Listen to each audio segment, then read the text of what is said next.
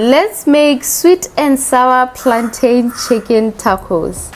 Wash plantains, dry well, cut one plantain into 3 equal pieces.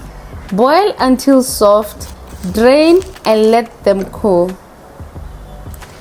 Peel and place cooked plantains into a bowl. Mash until soft. Add flour, baking powder and knead until well combined.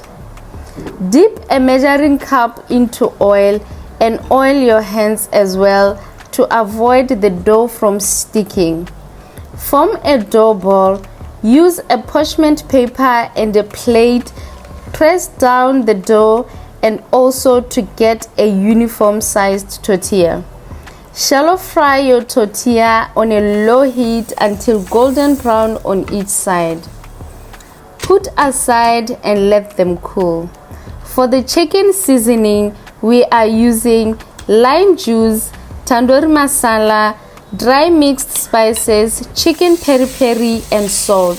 Mix well together. Fry chicken until golden brown. To make tomato salsa, add onion, green bell pepper, fresh tomatoes, salt and lime juice. You will also need avocado, salt, mayonnaise, black pepper and lime juice. Mix together and you just made yourself a tangy mayo avocado sauce.